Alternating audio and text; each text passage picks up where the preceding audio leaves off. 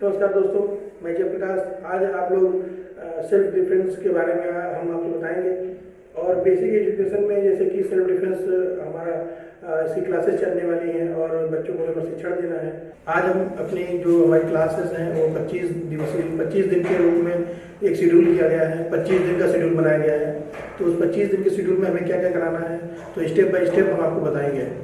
और हम इसी वीडियो के माध्यम से आपको 1 से लेकर 25 जो दिन का कार्य है, 25 दिन तक जो हमें शेड्यूल में सिखाना है, वो भी चीज़ें हम स्टेप बाय स्टेप आपको बताएंगे। तो सबसे पहले आप बच्चों को आप एक लाइनअप कराइए। लाइनअप में और सबसे ज़रूरी बात वो ये है कि हर बच्चों से आप ये पूछिए, अगर उनको कोई अनफिट हो या कोई बीमार हो या किसी तरह की समस्या हो तो उसको आप बिल्कुल ना कराएं, उसको रिलैक्स करें। और किसी भी कोई भी एक्शन हो गया या कोई भी सिखाने के लिए कुछ भी स्टेप है, उस पर आप जोर जबरदस्ती ना करें। जितना वो कर सके आप उतना उसको कराइए। तो सबसे पहले आप जब लाइनअप करेंगे, लाइनअप के बाद में जैसे आप सावधान विश्राम बोलते हैं, पीटी में करते हैं, तो वही भी आपको करना है। फिर उसके बाद आप बच्चों को विश्राम सावधान कराना है। तो हालांकि जैसे कि मैं ताइक्वांडो खिलाड़ी हूँ, इंटरनेशनल मेडलिस्ट, तो हम आपको थोड़ा सा इसकी भी जानकारी इनपुट करते रहेंगे कि आपको जानकारी भी हो और साथ साथ आसानी से आप ट्रेनिंग भी दे सकें और खुद भी सब सीख सकें अच्छी तरीके से। तो सबसे पहले आप बच्चे लाइनअप हो गए, तो छरियत में होता है सावधान। आप ये छरियत शब्द है, ये कोरियन लैंग्वेज है, इसको छरियत कहते हैं सावधान को। तो आप सावधान भी बोल दीजिए और आप याद भी रखिए कि इसको छरियत भी कहते हैं। और खिंगरे होता है नमस्कार करना। खिंगरे शब्द ये कोरियाई है, तो ये शब्द में नमस्कार को कहते हैं। ये गेम के अंदर का बता रहे हैं। आप सावधान और खिंगरे, इसको बो भी कहते हैं। बो करना, एक दूसरे को नमस्कार करना। ये आपका हो गया विश्राम।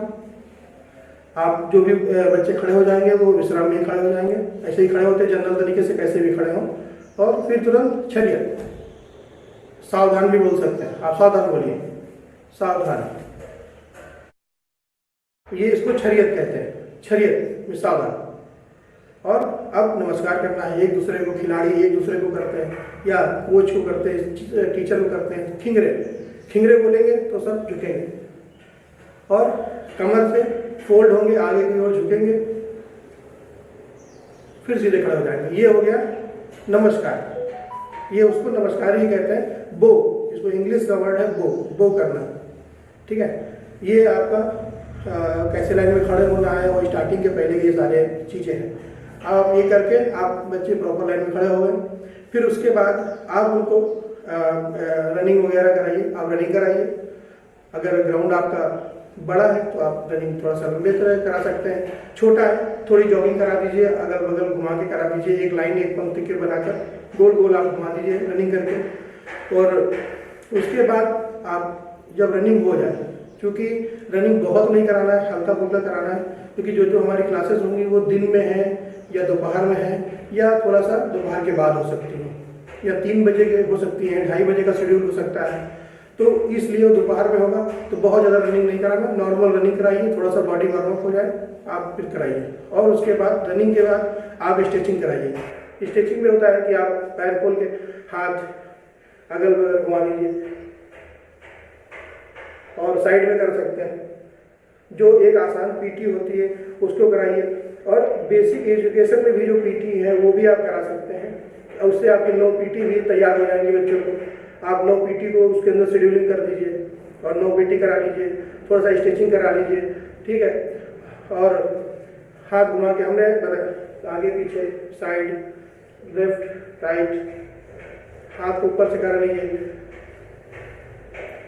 कमर घुमा लीजिए, गर्दन भी घुमा लीजिए।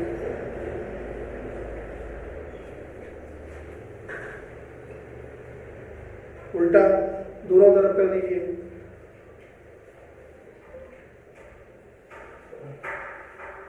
और हाथ की कलाइयों का भी घुमा दीजिए। उल्टा कर लीजिए, दोनों तरफ कर लीजिए, दूसरे हाथ से कर लीजिए, उल्टा कर लीजिए।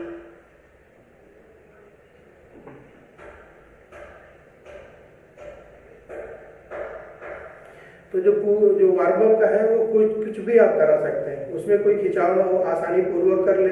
और पैर उठा के थोड़ा सा घुटने को ऊपर टच कराइए, जितना हो सके ऐसी चीज़ें आप करा सकते हैं आसानी वाले, कि जिससे बॉडी वार्म अप हो जाए, कि हम कोई भी स्टेप करें उसके लिए हमारे खिंचाव ना आए। वैसे आप कुछ भी इस तरह का हल्का फुल्का करा सकते हैं। पीटी भी कराइए, हम लोग कह रहे हैं कि पीटी भी करा दीजिए, पीटी सबसे बेस्ट है। पीटी भी आदमी वो बच्चे हमारे याद कर लेंगे, पीटी याद कर लेंगे, वो भी याद रहेगा और उनका वार्म अप भी हो जाएगा। उसके बाद हमारे पहला स्टेप रहेगा। तो हमारा जो शेड्यूल है तो इसमें 4 स्तर हैं, यानी कि एक जो हमारी क्लास होगी उसमें 4 स्टेप में हमें बतानी है। तो पहला स्टेप आप जान ही रहे हैं, बच्चे आएंगे, लाइनअप करेंगे, वार्म अप करेंगे। तो ये पहले दिन का जो शेड्यूल है उसमें तीनों शेड्यूल में यही है। फर्स्ट स्तर पे भी वही है, सेकंड और थर्ड। चौथे स्तर की हम बात करेंगे आत्मरक्षा कौशल की प्रारंभिक स्थिति। तो उसमें स्थिति में हमने बताया था कि बच्चे आएंगे, लाइनअप होंगे, या किसी पोजीशन के लिए अगर वो तैयार होते हैं तो सबसे पहले शरीर में सावधान, खिंगरे, वो करना, एक दूसरे को सम्मान देगा, खिलाड़ी खिलाड़ी को देगा, खिलाड़ी कोच को देगा या टीचर को देगा, गुरुजी को देगा। तो ये है पहली स्थिति। इसी में अगर वो पंच करने जा रहा है तो किक मारने जा रहा है तो हम उसको एक फाइट की मुद्रा में खड़ा करते हैं। फाइट मतलब किसी के आक्रमण करने की मुद्रा या बचाव करने की मुद्रा। तो सिंपल एक तरीका है, दाहिना पैर पीछे गया, हाथ ऊपर, हेड के बराबर रहेगा, और जो हमारा नीचे वाला हाथ है ये हमारे चेस्ट के प्रोटेक्शन में रहेगा। ऐसे आप इधर फेस करेंगे तो आपका सामने वाला हाथ वो सामने आएगा और पीछे वाला हाथ आपके चेस्ट और पेट पे रहेगा। इस पोजीशन पे खड़ा होगा। लेकिन प्रारंभिक पोजीशन हमारी है, सबसे पहले आप दाहिना पैर पीछे लेके जाइए तो सीधे खड़े हो जाइए। अब आप तैयार हैं कोई भी एक्टिविटी करने के लिए। कोई भी एक्टिविटी, अब यहाँ पे पंच भी हो सकता है, किसी को पंच मारना, किसी को किक मारना, किक दूसरे पैर से किक मारना, तो वो इसी पोजीशन पे आके ही करना है आपको। तो जितनी ये पोजीशंस हैं तो इनकी हमारी प्रारंभिक स्थिति। तो इसमें हमने कितनी बताई, शरीर सावधान, खिंगरे, वो करना, फिर फाइट की स्थिति, यानी कि आत्मरक्षा के लिए तैयार खड़े होना, अलर्ट रहना। ऐसे आप तैयार हैं, किक करना है किक करेंगे, पंच करना है पंच करेंगे। तो हमने 2 पोजीशन बताई खड़े होने की। अब और भी इसमें पोजीशन है, अब पूरी पोजीशन है, ये हम अटैक के लिए यूज करते हैं। तो ये 2 पोजीशन बहुत ही मुख्य रूप से हैं। पंच मतलब जो आगे बढ़ के आप काम करेंगे वो इस पोजीशन का यूज करेंगे। दूध कुबी में पीछे हटके आप कोई बचाव करते हैं तो इस पोजीशन का यूज होता है। इसमें स्टेप बाय स्टेप होता है। पीछे है, अब एक कदम पीछे हो गए, एक कदम पीछे हो गए। तो ये पीछे जाने का तरीका है, आप उसी पोजीशन में जा सकते हैं। मान लीजिए किसी ने हमें पंच किया, हम बचाव के लिए पीछे गए तो हम पीछे बढ़ते हुए किसी के आक्रमण को रोक सकते हैं। तो यही तरीका है, आप इसी स्टेप की वजह से जा सकते हैं और ये बहुत ही बैलेंसिंग है। अब आप एक पोजीशन है चुंबे की, उसको चुंबे कहते हैं, हमने लिख दिया है, प्रोनाउंसिएशन भी लिख दिया है। हाथ दोनों लाएंगे और ये हाथ बांधेंगे, तो ये हाथ जो आपका कमर है, बेल्ट है, वहीं पे ये हाथ हमारे रुक जाएंगे। ये बगल में देख लीजिए। तो ये अब आप तैयार हैं, यहाँ से आप अब एकदम एक्शन के लिए तैयार हैं। ये भी हमारी पोजीशन है, इसको कहते हैं चुंबे। लिख दिया है हमने, आप नाम भी पढ़ सकते हैं, प्रोनाउंसिएशन भी लिख दिया है, आप इसको बच्चों को बोल सकते हैं। ये सीधे खड़े हुए सावधान में, हाथ गया, हाथ ऊपर यहाँ तक जाएगा, फिर मुट्ठी बंधेगी, फिर धीरे धीरे धीरे धीरे आके यहाँ पे टाइट हो जाएगा। ये आप स्टार्ट हो गया है। अब उसको बोलेंगे अटैक की मुद्रा में जाने के लिए फाइट पोजीशन है। एक पोजीशन आपके लिए है, एक पोजीशन वो है हमारा पंचिंग पोजीशन। पंचिंग पोजीशन भी अलग है, जिसमें हाथ की एक्टिविटी होती है। तो उसके लिए एक पोजीशन है शरीर खिंगरे।